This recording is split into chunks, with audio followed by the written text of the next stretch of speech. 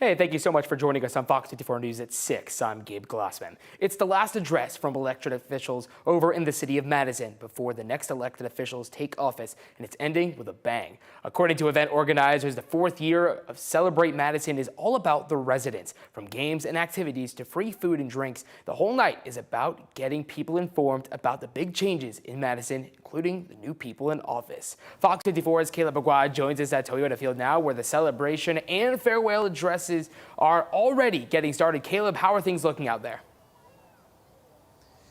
Yeah, Gabe, the gates here opened just a few moments ago, and people are coming out in crowds. Some are here for the food and the games, but many are excited to see the informal changing of the guard with city leadership. According to several here tonight, the Celebrate Madison event is bittersweet. It's one of the city's biggest celebrations, but it's also serving as a send-off for Mayor Paul Finley and the 6 members of the Madison City Council. Mayor Finley is set to give the farewell address within the hour, where he'll talk about the city's growth and the steps forward. Chamber of Commerce President Michelle Epling says it's been hard to keep up with that growth. Take a listen. Your mama says don't run with scissors. But we literally run with scissors at the Madison Chamber of Commerce. Sometimes we can't even keep up with the number of ribbon cuttings and groundbreakings we have currently in our city. And we are so blessed. I mean, sometimes the number of ribbon cuttings we do in a week is equivalent to the amount of ribbon cuttings that some communities in the state of Alabama do in a whole year.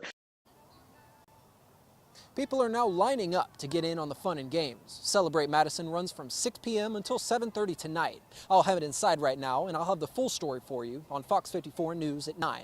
For now, live in Madison, I'm Caleb Aguayo, Fox 54 News. And it looked like a pretty sizable line behind Caleb there. Thank you so much. Mayor Finley's address tonight will be the city's informal transition of power, welcoming Mayor-elect Renee Bartlett and 6 new city council members. You can check back later tonight for more on this story.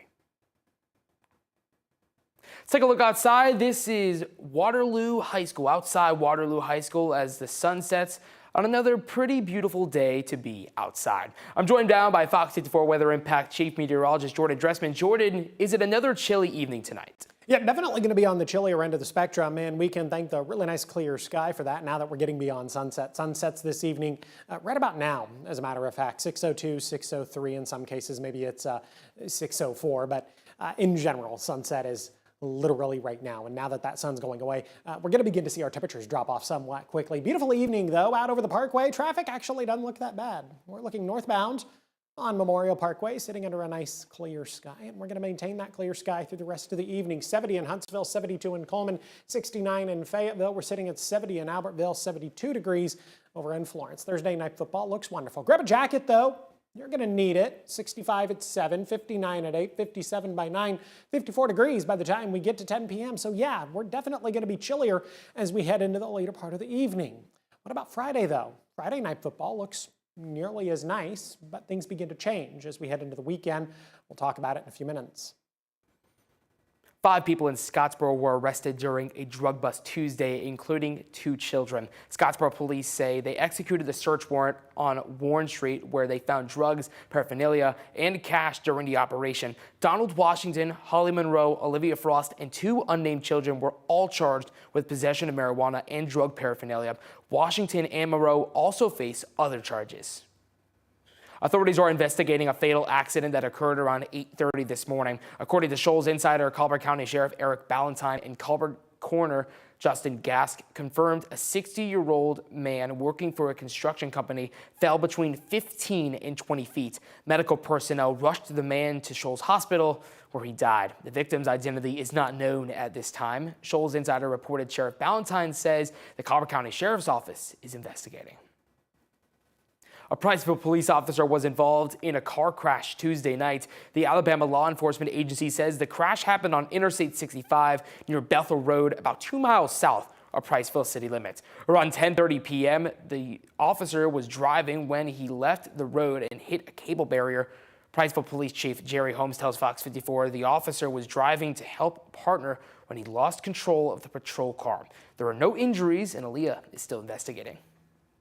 Yesterday, a jury in Tuscumbia found a man guilty of murdering a motel owner. Prosecutors say William Moore shot and killed Hillcrest motel owner Pravin Patel in Sheffield last year. A grand jury indicted Moore the following month, charging him in Patel's death. Moore's trial began Monday with jury selection. Opening statements started Tuesday morning, and after 2 days of testimony, the jury returned a guilty verdict. The Huntsville City Council meeting is happening right now. On the agenda today are several contracts for building projects, including an agreement with Family Services Center to use Home Investment Partnership Program funding to build affordable housing at 6204 Olson Street. Other agenda items include annexing more land and a public hearing on airport shuttles. The meeting is on the second floor of City Hall in the council chambers. Classes at West Decatur Elementary School will resume tomorrow after a fire canceled school today. Yesterday, emergency crews responded to an HVAC fire around 5 p.m., filling the school with heavy smoke. School officials canceled classes today to allow for the building to air out. Officials say the school building is clear of smoke. Repairs to the HVAC system are nearly complete, and the classes will be back in session tomorrow morning. Believe it or not, we're just over a year away from Alabama's general elections in 2026, and many candidates are on the campaign trail. This includes Caroline Dobson, who's running for Secretary of State. She's a real estate lawyer who grew up in Monroe County with sights set on the position. In a FOX54 exclusive, I sat down with Dobson, who spoke about election integrity and what changes she would bring as Secretary of State. We need an election integrity division within the Office of Secretary of State, and I've called on the legislature to create this, a group of dedicated experts who can follow up on election integrity issues. We need to be protecting the process of voting and elections, not just on election day, but before and after.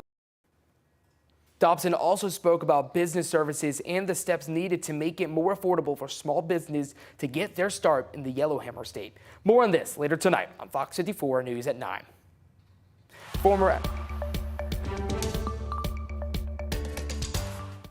Former Alabama quarterback A.J. McCarron announced today he is running for lieutenant governor. McCarron, a Mobile native, cited a desire to protect the state's traditional values and conservative principles among his reasons for entering the race. McCarron helped lead the University of Alabama to back-to-back national championships in 2012 and 2013 as the starting quarterback under head coach Nick Saban before playing several seasons in the NFL. The state of Alabama is preparing to execute a man convicted of a 1993 murder. Anthony Boyd is said to be executed by nitrogen gas today. A judge sentenced him for his role in the killing of Gregory Hughley in Talladega. Prosecutors say Boyd taped Hughley's feet together before another man doused him with gasoline, set him on fire over a $200 cocaine debt. However, Boyd has maintained his innocence and he's gained support. What you're seeing and hearing is a rally that happened yesterday. People marched and cheered to stop his execution. Before his execution window opened, Boyd left a message with the Execution Intervention Project. Take a listen. They deserve better in this state. They deserve better representation. They deserve better leadership.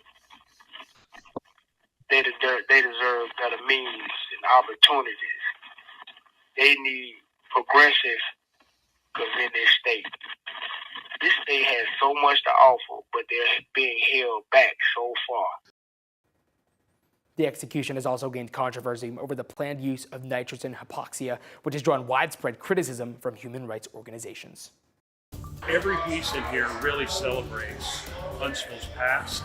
A new hotel has made its way to downtown Huntsville, and the newest project has people wondering what's next for the area. We'll discuss in a few minutes. And the Pride of Athens Golden Eagle Marching Band Contest is planning to showcase some of the top talent in the Tennessee Valley. Details on what you can expect this weekend coming up.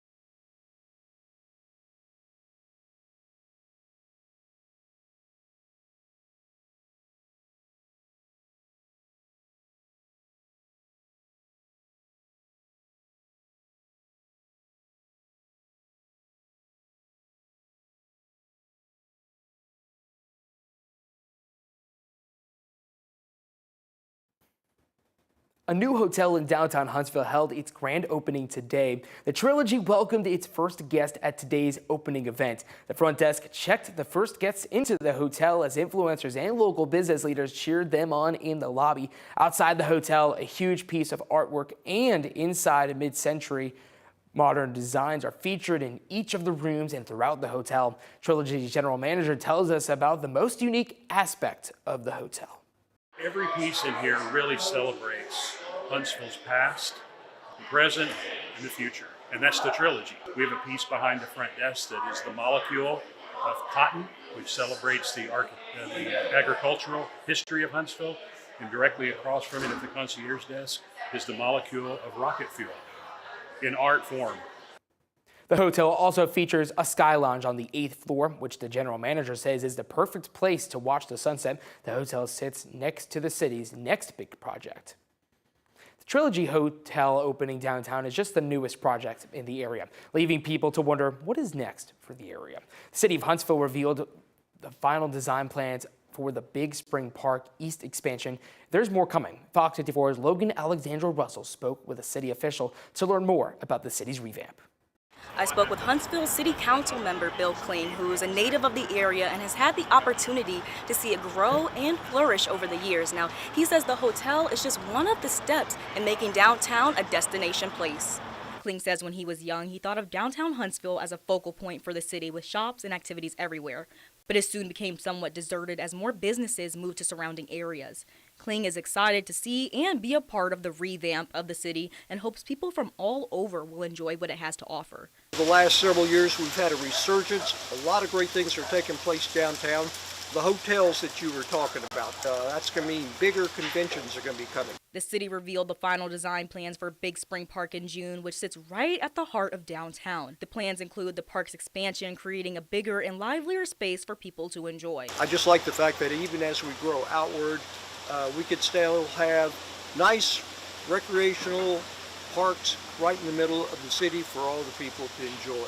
Kling says this is expected to bring more energy and excitement to the area. We've got new restaurants that have come in. We have entertainment districts, and we have a lot of free concerts for the community, concerts in the park in the summertime, as well as jazz in the park on winter days. If you're enjoying downtown right now, Kling says just wait until the holidays when the area is lit up for Christmas, when you can anticipate seeing beautiful lights and trees. That will take place next month.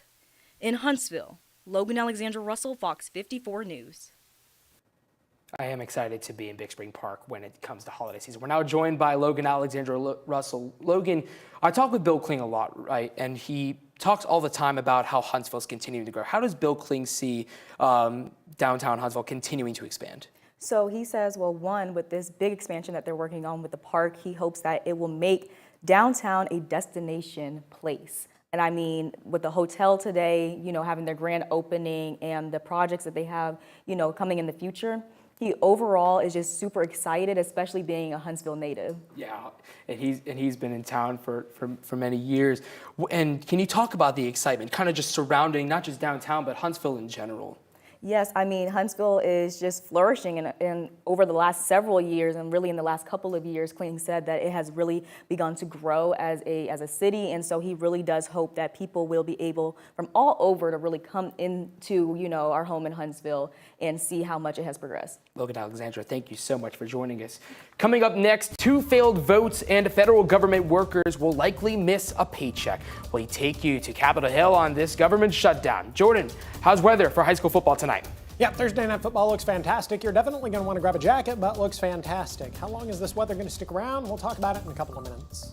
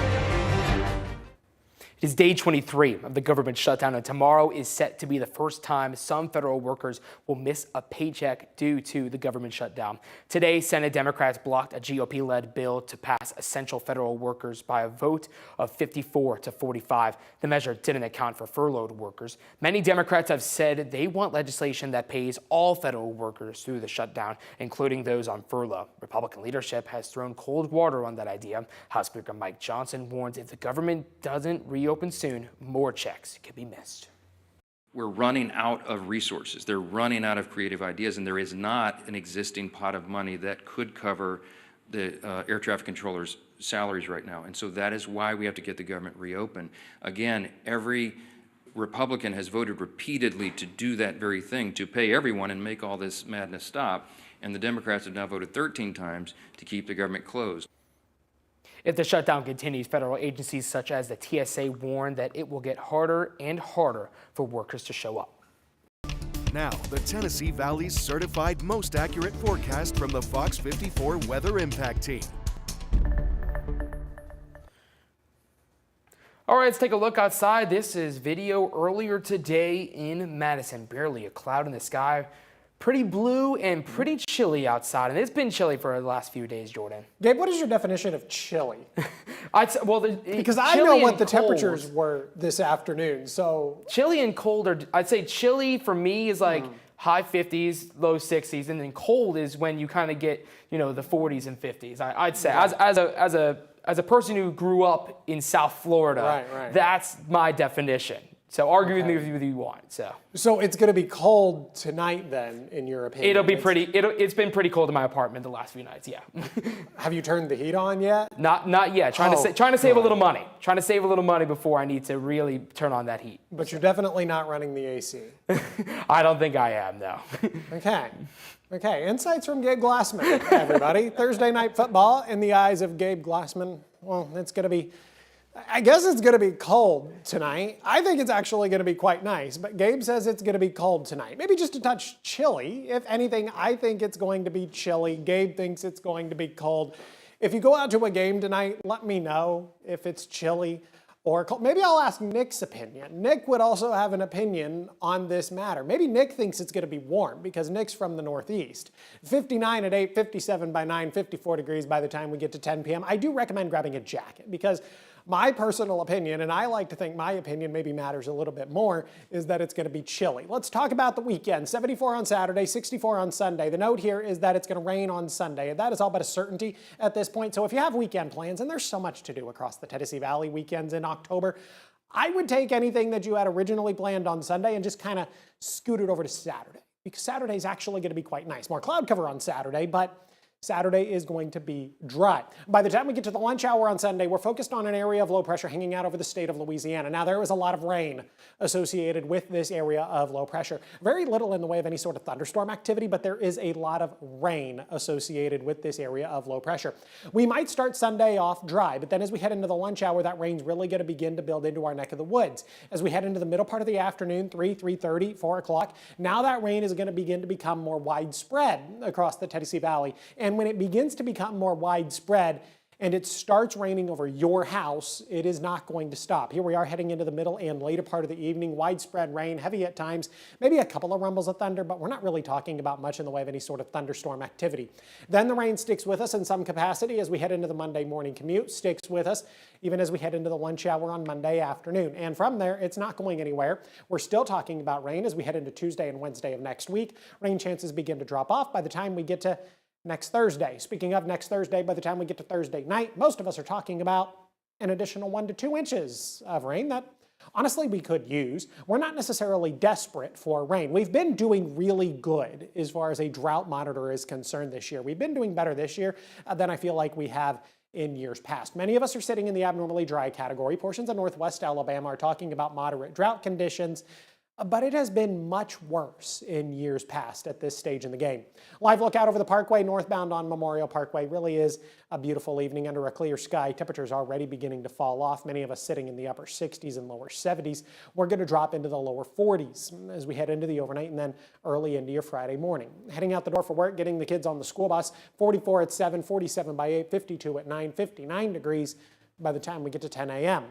Have a good look at the next 7 days. 72 Friday, 74 Saturday. There's your 64 on Sunday. From there, we stick with the 60s, which is well below where we should be this time of year. The average high temperature right around 73 or 74 degrees. 63 on Monday, 66 Tuesday, 63, 60 with scattered showers in the forecast next Wednesday and Thursday. The Huntsville Ballet Company is making their return to the stage tomorrow. They're kicking off the new season with HBC Unplugged, showcasing 2 world premieres. The first is Ashley Doloff's The Silver Cord, a romantic ballet which highlights the joys and trials of coming into love, and Gina Guerrera's Beneath the October Moon, which offers mystical Halloween surprises set to an original composition by Huntsville-based composer and pianist Jackson Love. The vibrant sounds of flutes, trumpets, drums, and more will fill Athens Stadium this weekend. The venue is hosting the Pride of Athens Golden Eagle Marching Band Contest Saturday at 1 p.m. 17 bands in total will compete for top honors in several categories while showcasing the outstanding high school marching bands from across the region, promising a spectacular afternoon of music, color, and competition. Tickets cost only $10. All right, now take a look at this. Huntsville Animal Services took in a lost pig recently. The small pot-bellied pig was found running loose in someone's front yard on Phillips Road Tuesday. HAS staff believe she likely escaped from her enclosure, that her owners may not know she was brought to the animal shelter. Right now, staff are taking care of her, but if this is your pig, go to fox54.com. Yeah, it's not my pig. Alabama A&M quarterback Quad Brown out for Saturday's Mag City Class. We'll talk about it next in sports.